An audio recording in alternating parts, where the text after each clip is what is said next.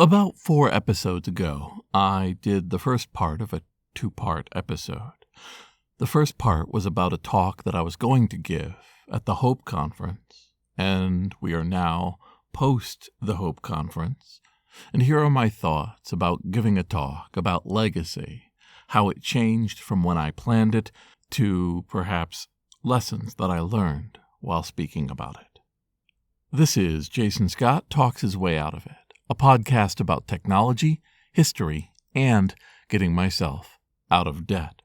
Thanks to Daniel Boyd, Jeff Atwood, and the hundreds of other supporters on Patreon and elsewhere who have been supporting me and helping me get out of debt. In summary, the previous episode talked about how I formed the ideas, the main topics, and how I was going to approach the subject of legacy. The talk itself talked about irrelevancy, but that was only within the realm of how we don't always find ourselves being remembered after we're gone. So, how did it go? Well, to talk about how it went, you have to talk about how the conference went. This is the second Hope Conference, held in Queens instead of Manhattan, and I thought it really found its footing. It was interesting to me how it was sorely underattended the previous 2 years ago, and now it's clear that people have said, I think it's sticking around. Let's give it a shot.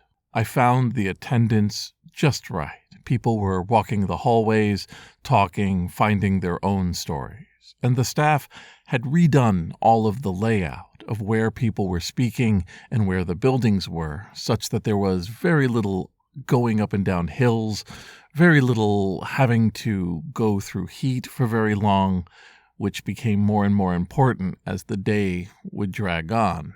It was possible to move between all of the theaters with not too many stairs, in some cases no stairs, and the main hallway became a nexus of vendors, groups, friends meeting each other, and the staff helping you find your way.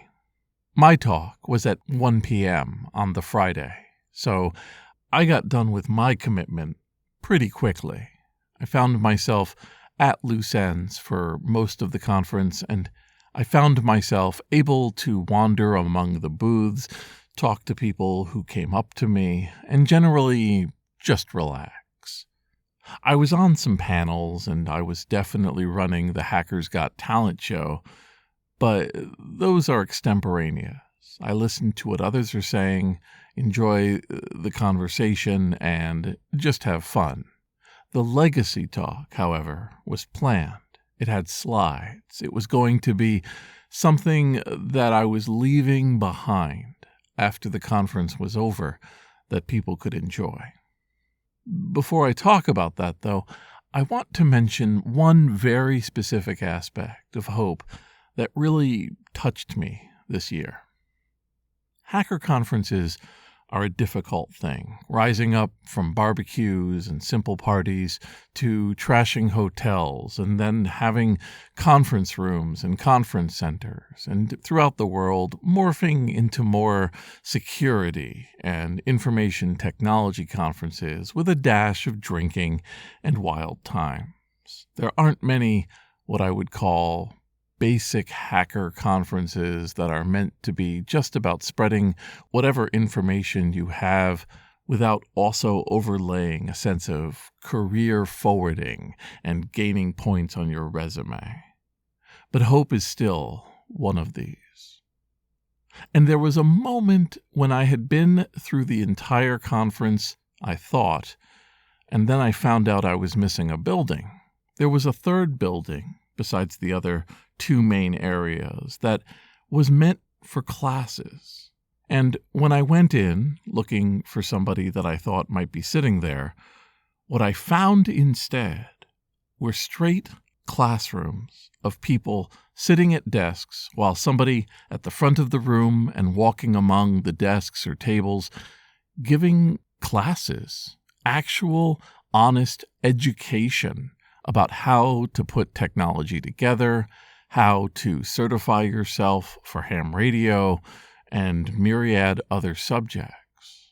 This was amazing. For people who didn't want to sit in a theater while somebody gave a 40-minute speech, they could sit down and literally learn subjects for their own betterment or the expansion of their knowledge. As I walked these quiet hallways during sessions and looked around and saw people just rapt with learning and attention, that was a different kind of inspiration, and it settled to me that hope was very, very special. My talk, like I said, was on Friday, the first day, and I ran into a few problems. I lost a few slides. I'm not quite sure why. LibreOffice is a strange little beast. It does presentations, but I have discovered all sorts of weird problems. Losing a few slides, having a few jokes not land, well, that's just par for the course. My audience was pretty good, maybe 100 people, many of them having this be their first time at Hope in Queens, and for a few of them, their first Hope of any sort. The talk itself had a very simple structure. I utilized the lives of people who I'd interacted with over the years and who were recently gone, some of them very close friends and other ones people who I only met once or twice. And I talked about the effect of how, as time goes on, we are moving to lore and stories and simple descriptions of what's going on. We talk about the hackers of the 1960s, of the phone freaks of the 70s and 80s. We talk about Hackers, the movie in the 1990s, The Matrix, cyberpunk becoming an aesthetic, and then in the 2000s, it's Napster, internet, and websites and takedowns, until the present day, when we have a sort of goulash of all of these different information points and a lot of people who were there at the beginning themselves to come to an end. I talked about Cheshire Catalyst, I talked about Ed Piskor, I talked about Kevin Mitnick, and I even talked about Sinitar, a gamer who I was told about who had died a year or two earlier, and people were gathering up terabytes of his gaming streams, reflections of what he was really into, RPGs, and playing them all the way through while commenting on everything that he saw and interacting with his audience, a very, very tiny audience, and about what steps I've taken in all these different people's lives to commemorate them. I talked about the importance of understanding that things come to an end, that sometimes we don't get a say in what becomes the persistent stories of the next centuries. We don't talk about certain events or places that may have been very important in their contemporary time, but nobody can be expected to be a winning game of Trivial Pursuit every single time. There are people who, at the time, were everywhere. But what history will tell about them, we don't know. Perhaps years ago I would have thought it a risk to talk about how many people took their own lives or how many of them were gone.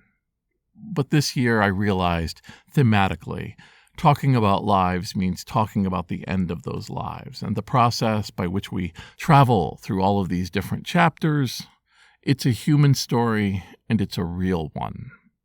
I miss my friends. I miss having them around to talk to them, to share in what excites them, and meeting them at Hope and other locations.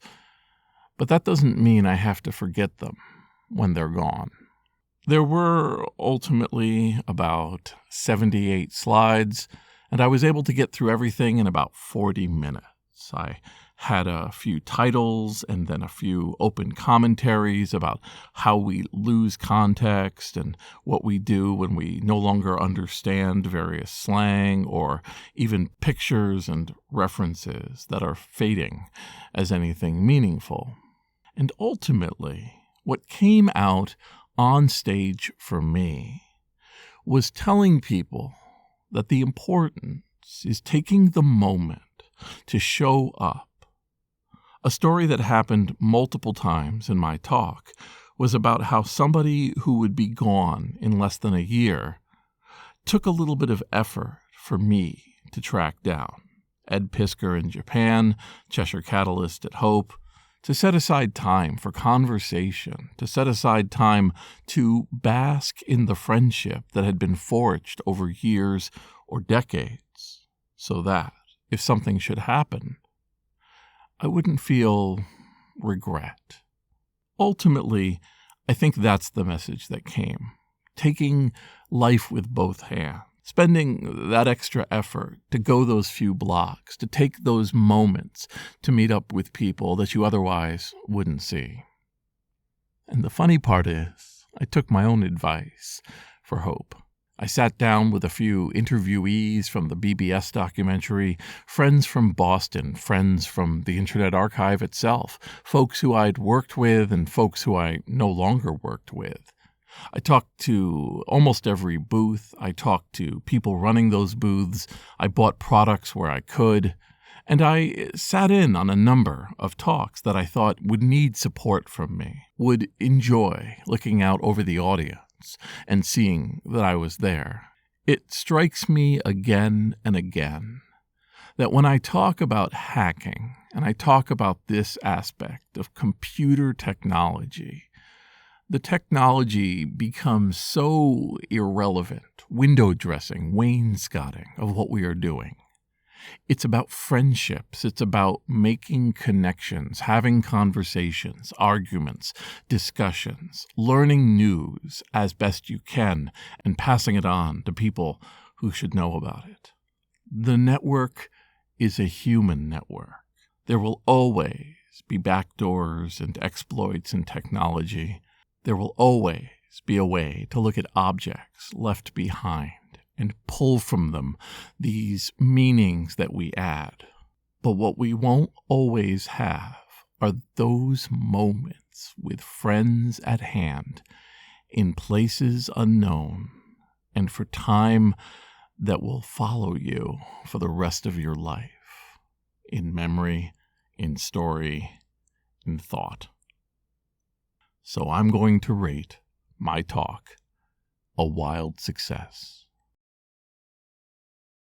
This is Jason Scott Talks His Way Out of It, thanks to James Bikoyanu, Ernie Hershey, Michael Rubin, Dilip Reddy, Sean Kelly, Trixie the Cat, Martin, Symbionts, Benjamin Guts, Joey Mink, and Anonymous, along with the hundreds of other supporters on Patreon and elsewhere who have been supporting me and helping me get out of debt. Hope is reasonably fastidious about getting all of their talks up, so I suspect that my talk will join the other recordings I have and become something you can look up, that you can listen to and enjoy. I had a lot of fun giving that talk. It was fun to come up with the ideas behind it, and once again, it's really about who was in your life rather than what you left behind when your life is over.